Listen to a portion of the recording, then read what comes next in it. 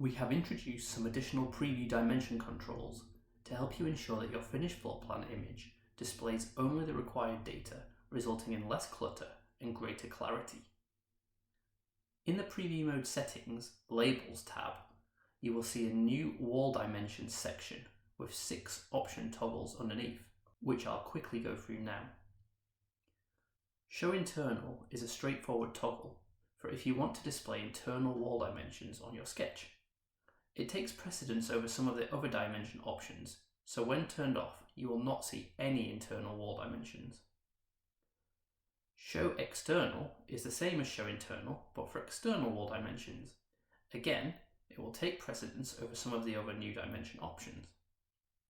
Hide Duplicate Wall Sides is a toggle that when turned on, will find any wall that has exactly the same length on either side and will hide one of them. For example, in this sketch there are 2 internal walls that have 5 meters on both sides. Toggling Hide Duplicate Wall Sides to On will hide one of those dimensions from each wall. Hide Duplicates Across Room works similar to Duplicate Wall Sides, but this time it looks for walls on opposite sides of the room that have the same length. In our example sketch, we can see that turning this on removes 7 duplicate labels. If we turn both of those on at the same time, we're left with a much less busy plan, but it's still pretty clear what the dimensions for each wall are. You may notice there is still one dimension that is not showing on our plan. The bathroom has no dimension label at the top or bottom, but by the rules we've set so far, at least one of them should show. This is because Scribe has a threshold value for whether to show dimensions that are small relative to the size of the plan. If we go to sketch mode and zoom in and out, you'll see those missing dimensions appear and disappear depending on the zoom level. The reason we do this is because if we showed all dimensions at all times, it would get very messy and difficult to select the dimension you want. Observe here, if I turn the threshold value right up and then zoom out, the plan gets very crowded and it's difficult to navigate. So you can see why this threshold is very useful when sketching, but it may be that you want to show these small dimensions on your plan while keeping the threshold value at a useful level.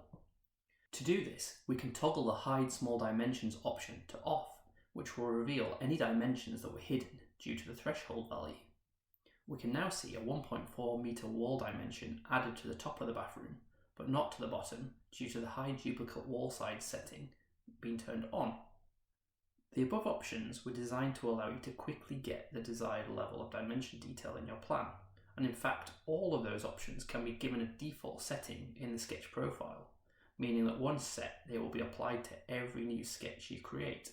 However, there may still be scenarios where you want to fine-tune dimension visibility. This can be done using the last toggle in the list, Customize Visibility. Turning this on will display an icon next to each wall, an eye for all dimensions that are currently visible, and a struck through eye for all hidden dimensions. Tapping on any of these icons will toggle the visibility on or off, and the icon will turn from grey to black to indicate this is a manually set dimension that is outside the rules that have been set for the rest of the plan.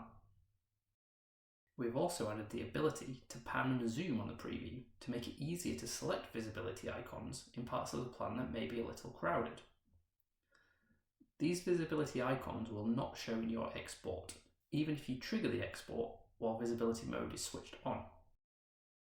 Finally, we've added the ability to resize wall dimensions themselves to tidy up any overlapping or difficult to read dimensions. To do this, you just select the dimension you want to resize and then click and drag on the resize icon. Once you release the button, you will be able to select if this change should be made to just the selected dimension, all dimensions of the same size, or all dimensions on the plan. And that's it. Using this new set of options, you should be able to largely automate the dimensions you want to show or hide, and using the Customize Visibility and Resize options, you should be able to fine-tune these to get exactly the result that you want on your finished plan.